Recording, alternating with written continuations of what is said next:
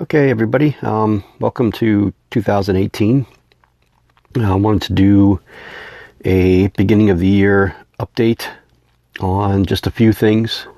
We'll start off with the female Chromatopelma cyaneopubescens that I got last week.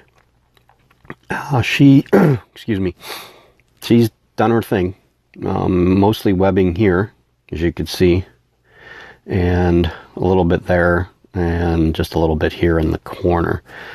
She's spending most of her time back in that little area that I kind of figured she would. It's kind of almost like a cave for her. She does spend a little bit of time up on top there on that perch, but the last few days she's kind of been there. I haven't tried feeding her yet, and I may try doing that today. Maybe just a small cricket or a Mario worm or something. You can see, we'll see if we can get in there, and you can see her abdomen is not dark. I think that's actually pretty much a normal color for them, but it is darker than what I've seen on other tarantulas. So, I've never seen, my GBBs have never kicked hair, so I've never seen a bald abdomen before on a GBB, so I can't be certain on that little patch there, that coloring where she kicked her hair. And that was during the rehouse, when I kind of put the deli cup over top of hers, when she kind of kicked a little bit of hairs. But so far so good. So I really like the way that the enclosure came out. My only regrets is I wished I would have liked to have gone with a little bit more substrate, especially sloping up in the back, which would have brought this up a little higher. She has done a few walks across the lid, but that was when she was webbing. And she didn't web anything across the top. She just kind of drug the webbing over with her and then came down to the other side and then started wrapping it on here, which I thought was kind of odd when she could have just walked across there. But they know what they're doing. They do their own thing, and so she's been fine. She was originally, when she started climbing the glass, she was slipping a little bit, and I noticed that when she was doing that, and you could see these little patches here. I found out that she was actually like pulling silk. I don't know if she was pulling silk from her legs or from her spinnerets through her legs to her, to her tarsal. I did do a small, quick research online, and there was an article about. It was from 2006. I can't remember the site. It seemed legitimate to me. Some scientists did some work. They noticed a Faunopelma simoni that would leave like footprints almost when it would walk across the glass, and it was almost like it was emitting silk from its tarsal, and then that's how it was hanging onto the glass. So I can't imagine that other spiders don't do that. I've never really heard it before, but I watched her do it. So again, I didn't really pay attention if she was just pulling the webbing with her feet from her spinnerets, or if she was actually just emitting from her feet. So I'm kind of hoping I catch her doing it again so I can actually witness it. I did try to videotape it, but I was too busy trying to video it and not really pay attention to what she was doing, and I couldn't get it in focus because she would move, and then when I would get her in focus, I couldn't get the webbing in focus. So yeah, so that's her. I have a couple T's that molted, a couple tarantulas that I've rehoused. So let's get with the ones that molted first, and then we'll get to the ones that I recently rehoused, and then the stuff I picked up today to do some rehousing. Okay, so one of the 3 tarantulas that I moved out of these little Systema containers into these small critter keepers. My goal for these is to actually cut a piece of plexiglass and then glue part of it to the top here, and then have it hinge so it opens so that they're flat without those crazy lids that are like next to near impossible to take off. But I like, they're very clear. I like the Systemas, and they're okay. This makes for a little bit easier for me to film in these critter keepers. Not that that's the biggest issue, but it does help. This is the Brachypelma amelia. You can see that what I did, actually, she dug that out. She's moved all the dirt over to this area here. It was solid back there, and there was just like a little cave. So she's dug that little area out to give herself some hide. Everything in here was in her original home except for this piece of wood. I just kind of added that in there. And of course, these two plants were not in her enclosure before. So that's the first one. There's two more that I put into these critter keepers, so we'll get them down. And then I'll show you the Atlas species red, what I did with her, because I can't remember if I put her on film yet in her new enclosure. And then I'll let you know of some other tidbits of information and some things I got today that we're going to do some rehousings. Okay, this one here is the Neoholtheli insae. This is the smaller of the two, of course, because the female's already in her permanent home. I don't know the sex of this one. It hasn't molted for a while, and it doesn't really look like it needs to molt either. This one's not been a good eater since I got it in, period. It's just not been. It kind of is the same as my Holotheli longipes, just not very good eaters. They seem to be doing okay, but they just don't eat very often. So what I did here is there's a piece of flat bark right there across the side. And then there's one of the antler displays, or the antler, these were Christmas tree ornaments. You can get them at Walmart. They come in like, there's like a little twine that goes across the two of them that are tied, and then you can hang it on your tree. So I would cut the twine, and then I would unscrew the hook, and then use these as decorations. I got about 10 or 15 of these things, and I really like them for species that web. You could see I put one inside the GBB enclosure also. And there's a few other ones. I like using these with the Chilobrachy species. I don't think I've used any in the softball containers, but I might have. I can't remember. So that's and I give it a starter burrow there, and it went right in it. And you could see it. I rehoused this guy yesterday at 4 o'clock in the afternoon, and by 6 o'clock it had already webbed all that stuff up. So we'll see this one. Hopefully we'll be able to get some better shots of this one in feeding videos now that it's in something that's a little bit higher. It's got some room to burrow down inside there, and nice open clear plastic that we could see in. So that's the second one I put into these critter keepers. I'll get the last one down now. Okay, so the last one is the Grammostola pulchripes. This is Cujo. She knocked Spider-Man down. Again, same kind of deal. There's a flat piece of bark there. I gave her some fake plants. She does go down underneath there as a starter burrow, but she's been walking around. I'm saying she because I'm not really quite sure. We'll set Spider-Man back up again so she can knock him down. She crawls on him, and then she makes him fall. But you can see she'll go right down underneath there. I believe this one's in pre-molt, pretty dark in the abdomen, pretty large. And the last two times I tried feeding it, it didn't take food. So I'm going to assume that sometime in the near future we'll get a molt out of this one. So those are the three that I rehoused into the critter keepers. I do have one more small critter keeper. Actually, I have two more small critter keepers that I can use, and I'm trying to decide if I want to go ahead and move some spiders into them. I was thinking the small Pteronopelmis azime would be one that I would consider putting into them, and the other one I'm not quite sure. If you look here, you can see my Chilobrachys fimbriatus has got some mold in there, some spores. So I may have to rehouse that guy. That spider is one of my favorite slings. It's just the coloring's already coming in, the patterning's already coming in. It's just a super cool spider. But I'm going to throw some springtails in there and see if they will get rid of that. Hopefully they'll eradicate it, because I really don't want to move it. And that kind of fungus there will go away if you just let the enclosure dry out. Actually, you can just kind of like stick like my wooden skewers, you could stick that down there and kind of stir it up a little bit, and as long as the substrate stays dry for a little while, that stuff should go away. But with the addition of some springtails in there, hopefully they'll go down there and use that as food and get rid of it for me.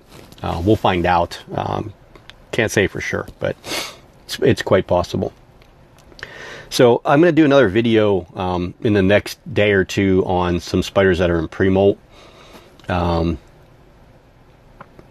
so you guys can see some of the things that, you know, hopefully we'll be seeing some new and bright, vibrant colors out of. We're gonna crawl out.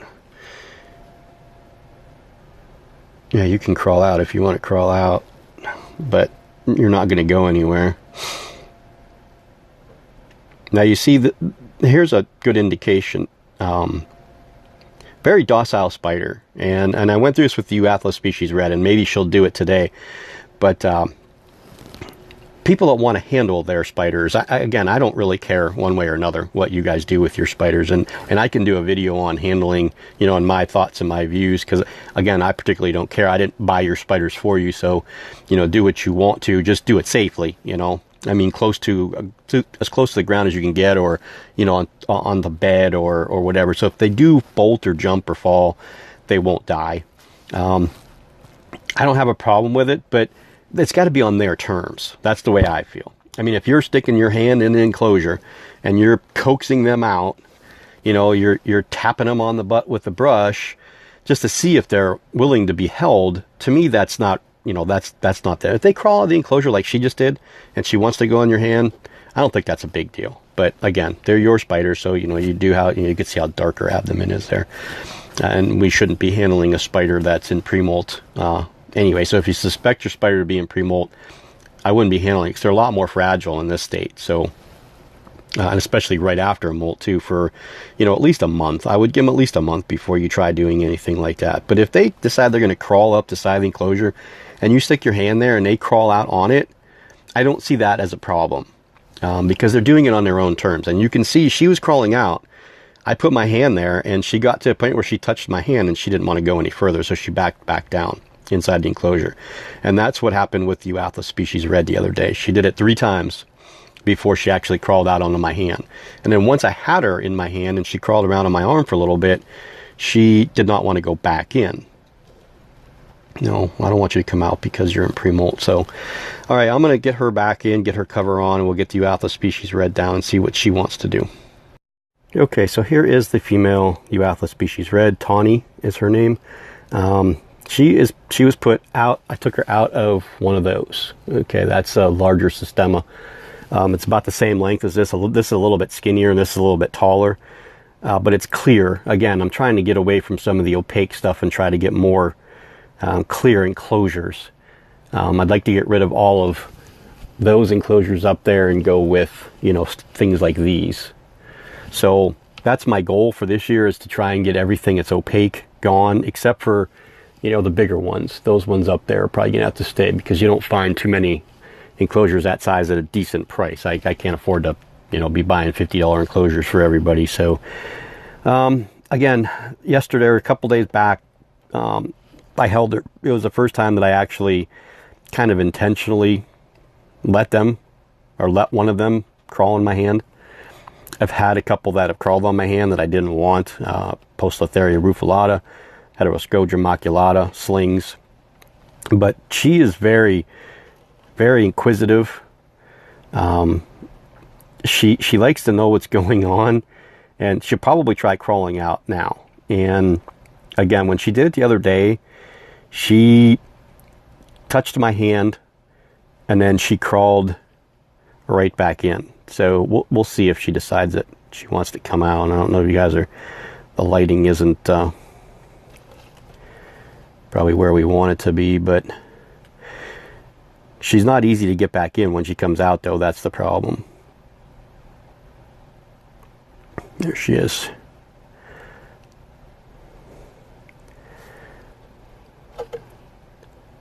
And she can be fast if she wants to be, because she doesn't know where she wants to go.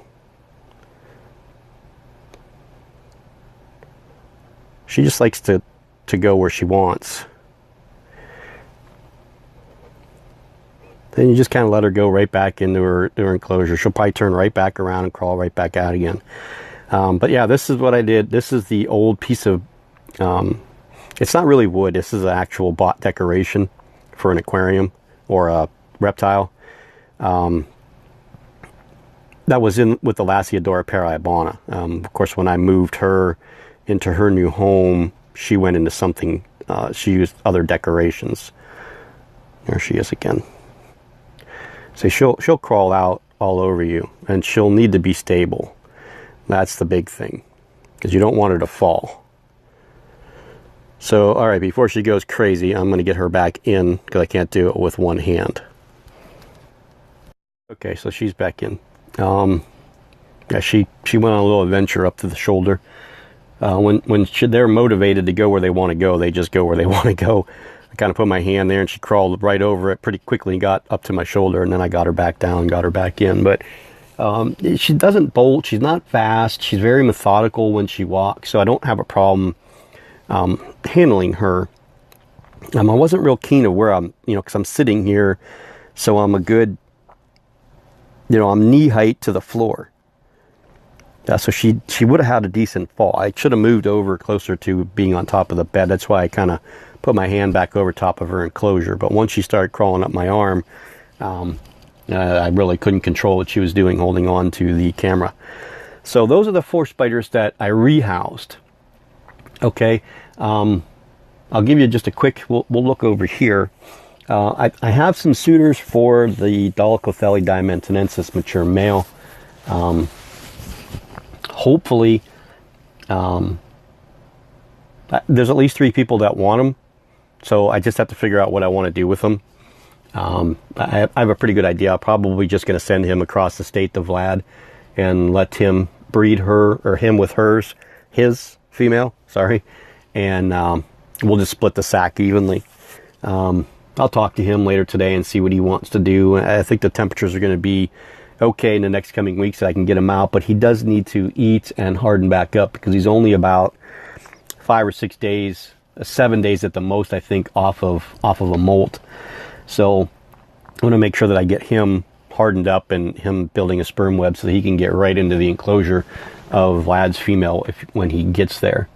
There's our the star of the channel so far. That is, of course, Cheeto, the Orphnaeacus philippinus, or the Philippine tangerine. I think the people in the Philippines call them the POT tarantula, or the Philippine orange tarantula. We know them as the Philippine tangerine. So that's that one. I fed Arkham and Chindi the other day, the 2 GBBs, so they won't be needing fed for a little while. And I did feed the Fimbriatus and the species can Krishan yesterday. I really wished I would have got those 2 on film. I was just more trying to get pictures of them than actually film them. So, okay, so those are the 4. There she is right there, crawling again. Those are the 4. Oh, that reminds me. Let me grab something. This might help some people.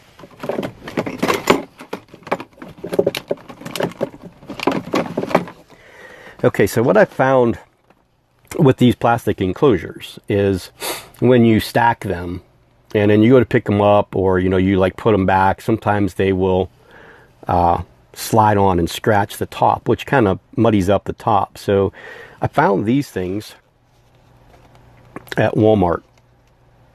They're not really expensive. There's 60 of these in here. So I was thinking that if I'm gonna try these, putting them with these ones here, the bigger ones.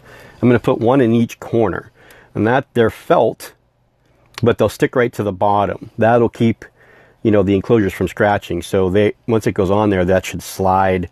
The other one will slide right on top without scratching it up. So I'm going to give that a shot with those, and see. Okay, so I'm going to get the spiders that molted. Yeah, let me grab those 2 real quick. Okay, this is Psalmopoeus reduncus. This is Tesla. This is the one that we ventrally sexed as male, and I'm not 100% positive on that. There's the ventral shot right there. I'm going to retake this picture because the way that this picture looks, the way that this ventral shot looks right here, I want to say it's female, but I got to get a good picture of it. I'd sexed the molt. I'm kind of stuttering today for some reason, but there it is, buried up in a clump of everything, and it's behind that, and there's no way for me to get back there without pulling that piece of wood off there, and I don't want to do that. So I'm going to try and get some good ventral pictures of this one and send it to a friend of mine from Poland. He should be able to give me a better idea of what we're looking at there. But I want to say that I don't see the epi, oh, maybe we do. Maybe I do see the fuselae there. I'll take a picture of it and send it to him. He'll be able to give me a better idea. So that's one of the ones that molted there. The other one, I'll move this one and grab this one. While you guys are looking at my dresser, is this little bugger here. And this is one of the two avicularia species, or avicularia species. I'm sure they're one of the morph types of the avicularia. Which one? Who knows? We'll find out as they grow, hopefully. Both of these spiders molted about 6 or 7 days ago on the same day. I woke up and found this one molted, and then when I looked later on in the day, I found the Reduncus molted. So this is the one that Boxing Boa named Scarlet. Unfortunately, it's a male. So we're going to change this one's name to Boa and the other one's name to Scarlet. And hopefully the other one will come out as a female, and we won't have to rename that one. We can always use the Scarlet name for a different tarantula, because I do have a bunch that still don't have names yet. It'd be a great name for a female. Just a matter of, well, that light is actually helping. You know, naming them a female name as a sling sometimes kind of backfires on you. So those are the ones that have molted. The other quick update, you could see there, those are the deli cups. There's 1, 2, 3, 4, 5. There's 11 of them left. Those are the Chinese Manus, the Tenodera sinensis manuses. They're not. I'm having difficulty getting them through molts, so they're all into their, molting into their first or second instar molts. I think all of them there, except for 3, have successfully molted. I'm having a heck of a time. They're molting and they're getting stuck in the molt, and I'm not catching it quick enough. 3 of these ones here, I actually had to help get the rest of the molt off because it was stuck to the back 2 legs, and they couldn't fully get all the way out of it, which means they can't walk.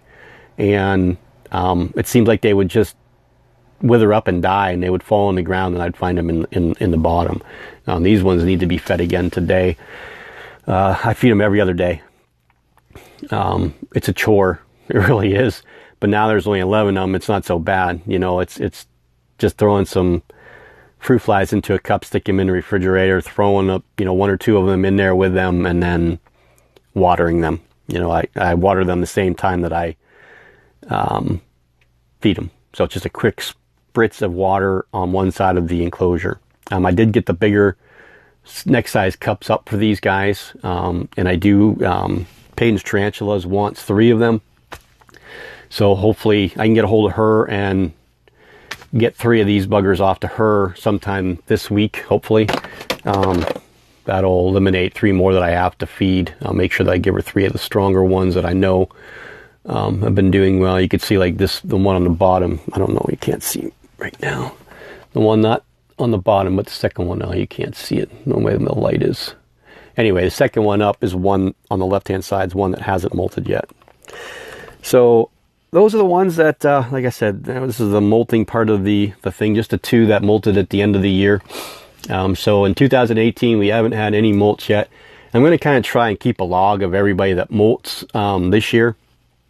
And I'm going to try and do it monthly.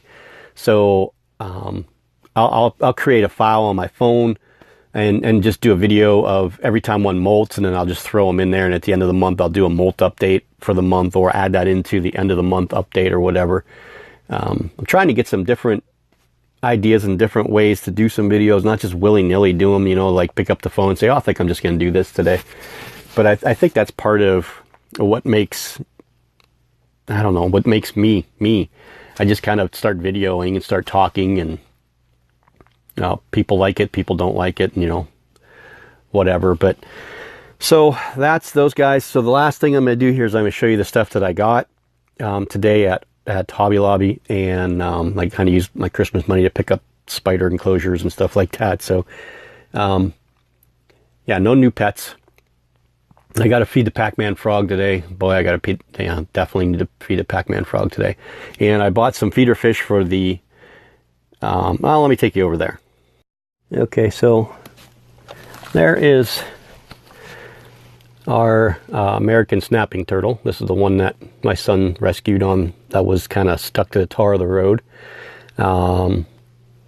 It's now residing in my bedroom along with all the other pets. Not only did he move in here, or she, but this enclosure here, this is a 5-gallon aquarium, this moved in here also. On top of this gecko enclosure is going to get cleaned out. We're going to redo the substrate. They seem to be okay on the coconut fiber, but I don't know. I don't know what I want to put in there. I don't like the paper towels. It's just not me, and I don't like the reptile carpet. So this cocoa fiber seems to be the best alternative for me, and they seem to do okay on it. I got crickets for them, so I want to get this enclosure cleaned out today before I put the crickets in there. But anyway, back to this one. This is my son's 2 Asian forest scorpions. These are supposed to be Heterometrus cyaneus. Whether they are or they aren't, I really couldn't tell you. We'll have to get some, I'll have to get them out and get them into a plastic bag and then kind of take some serious close-up pictures and then put them on the Scorpion Keeper site and see if anybody can actually identify which Heterometrus species they might be. But yeah, he got these 2 years ago, or did he get these last year? No, 2 years ago for Christmas. And then my daughter got the 2 rats, and I don't think Alex got anything alive. So these were on our kitchen table because we don't generally use our kitchen table to eat at. We're kind of an odd family. We just kind of eat in the living room, or, you know, I'll eat in here or whatever.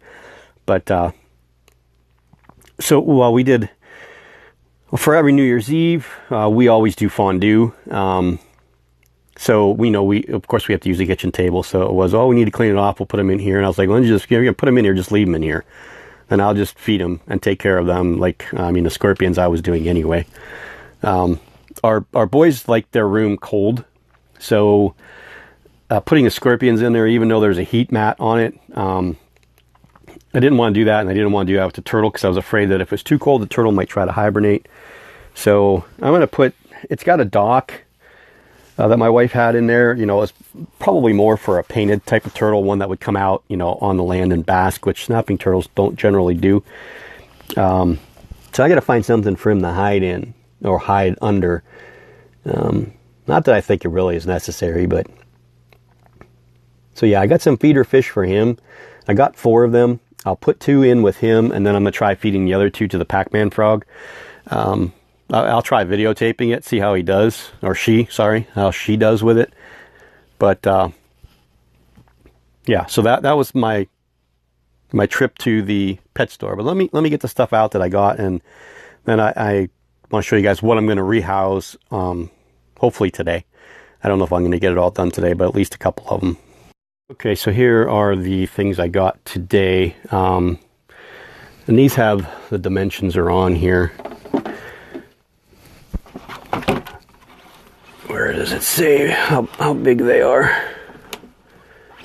Usually it's right on the front somewhere. There it is right here.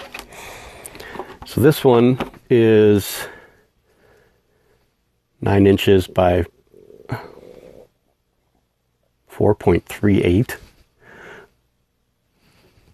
times 4.13. So basically a little over 4 inches by 4 inches by 9 inches long. This one and the one here, what my plan is the Holothelli longa piece in here and the Hapalopa species Columbia large in here. And that'll get them out of those Dollar General enclosures that I have. I'll show you them real quick. And then this one here is the longer one. I think this is like 13 inches, I want to say. 13 by 5.5 by 5. So it's, I think, 5.5 inches wide, 13 inches long by 5 inches deep. This is going to be for either the, those ones. the Nandu carapoensis, or possibly I may move the Brachypelma vagans into this, because the other three that I have already is the of this size is the Grammostola pulchripes, the Brachypelma hamori, and the Euapolaestrus campstratus. I think that the Brachypelma vagans is a female. It's in pre-molt. It should be molting, I want to say, within the next month.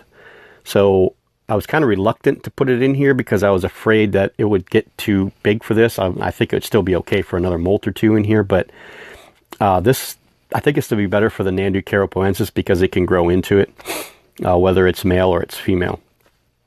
So those are those three things. Of course, I got crickets, little crickets to feed, some of the small slings, and the assassin bugs. And then I got this little decoration thing was on clearance. I was going to use that in the enclosure with the Hapalopus species Columbia large. It can go and burrow underneath it, and then it can web all the way around it. So we'll put this kind of in a corner and see what it does, and then we'll throw some pieces of wood and some leaf matter and stuff on top of that. And then the last things I got, because everything was 50% off at Hobby Lobby. This, we can cut this up and put this as these different things in enclosures, if it'll focus. So those are those two. And then there's kind of like this. I think I had one of these before, and I just kind of cut the leaves off separate and just like threw them on the ground for ground cover, just to give it a little bit of different look. And then this thing here where you could take these and just kind of like, you could plant them in the ground like this and have them do different things. They would be great for webbing species. So that was the stuff that I kind of got, like I said, with my Christmas money. But let me, I'll show you the two enclosures I'm going to replace, and then I'm going to end the video there. Those two videos, those two enclosures right there, those opaque ones there, are the two that I'm going to replace. I'm going to keep these off as breeder things I could use for mature males to like kind of keep them from crawling all over the place to kind of, extend their lives. But I'm not real fond of them. They're hard to open on the sides. The snap, they're really clear on the top, but the bottoms are opaque. And, the Hapalopus species Columbia large are very, very pretty spiders, and so is the Holothele longipiece. So I really wanted to get them into something that's a little bit more clear. And then I'm trying to get this, anything that's terrestrial, eventually those will go away and get stored for when some of the spiders get bigger, and then they'll be put into stuff like this. So this whole top shelf would generally be these type of enclosures, these clear plastic ones there, the one that the Erminia and the H. maculator are in, which those guys will end up in these taller enclosures here soon. So that's what I want to rehouse again today. I have two softball enclosures that are empty now that one of the Brachypelma vagans got shipped off. Well, I didn't tell you about that, right? The Brachypelma vagans, Pepper, the Poecilotheria metallica, and then two of the Phormictopus cancerides I sold. Those were shipped out yesterday. He should be getting them any time now. They're supposed to be arriving by noon, but I think he might be in Central Standard Time, Michigan. No, Michigan's in Eastern Standard Time, right? I can't remember if that's a time change for them or from here, the 1 hour difference. But anyway, he should be getting them within the hour. So I have a couple empty enclosures. That's going on. This little dude's going to need to be fed real soon. I didn't believe how small this one's abdomen is when it came out. But it's still only small. I mean, it's, maybe 1.5 inches now, maybe 1 3/4. Possibly 2 inches if it's completely stretched out. I'm not really good at visually measuring spiders, but yeah. So if there's anything you guys want to see specifically with the collection, let me know. Because again, I'm going to be at home all month, kind of bored by myself. I don't go back to the doctor till the 29th of January, and I'm not positive if they're going to take this boot off. So, yeah, if there's anything you want to see, I'm down to only 3 scorpions, right? The Opisthothalamus wildbergi, the Pandinus imperator, and the Centruides gracilis, and then the 2 Asian forest scorpions. So there's 5 scorpions left. I could do a video on them, even though that Florida bark scorpion's hard. That thing's quick and it likes to hide. I can never see it eat. The Pandinus imperator, I get videotape it drinking water, but it doesn't want to eat. And the same thing with the Opisthothalamus wildbergi. That one isn't really. My scorpions aren't those lethal, deadly, crazy fast, ones that most people have, that you see some really, really great, stinging action. Go to Exotic Lairs channel. He's got some good ones. Spider-Man has some good ones. They don't really have anything like that. My tarantulas are more my scorpions are bulkier, and they don't eat very often. So, but yeah, again, if there's anything specific you want to see or hear or talk about, I'd like to do a video on humidity. I'd like to do a video on handling. So those are 2 things that I'd like to do. I'm not going to I'm not going to get all technical crazy and start. I'm not going to look a bunch of stuff. I'm going to give you my views and my experiences, and then with humidity, there's a few things that we can discuss on, how to figure out how to do it right. Because most people buy these cheap Petco, hydrometers, that are both like a temperature thing and a humidity gauge, and 95% of the time they don't work. Plus you're supposed to, you need to get them recalibrated, and you really never know what your humidity level is. There are some better ones that are digital. I think you can get at Walmart or at Home Depot or whatever, that you can put inside your enclosures, but I really don't. I don't really think it's necessary. And I'll explain again when we do humidity.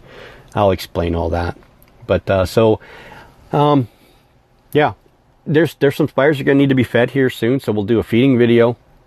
I was requested of doing a sling video, so I can do like the softball enclosures and some of the small baseball cube enclosures. We'll try to get the best of videos we can of some of those guys eating. But like I said, I have 2 of these available, so I can transfer spiders out of the baseball cubes into these. And I have, I think, 3 baseball cubes. Yeah, 3 baseball cube enclosures left. 2 of the small critter keepers are left. So I do have some really nice clear plastic stuff. It's a matter of these guys up here that are up there. None of them really are ready to move out of the baseball cubes into anything different. The only one that I would possibly consider doing it with would be the Pteranopelma sazerae. And although I'd like to take that the Sednoctimus brachyramosa out of that enclosure and put it into another enclosure, just so I can actually see it. For no other reason than that, because I just don't ever see it. And they are so slow at growing. Is one of my favorite guys right here, the Ornithoctone species louse, a little guy. So I need to feed the Hysterocratus gigas and get some moisture down below for him. I think the Kalugi and the Bomba cabocla should be molting somewhat soon. Not real soon, but somewhat soon. And yeah, so that's where we're at. There's a little grass spider that I've had for about 6 or 7 months now. Got some of the best of webbing that any of my spiders have is in this enclosure right here. I almost want to put that into a baseball enclosure and see what it does.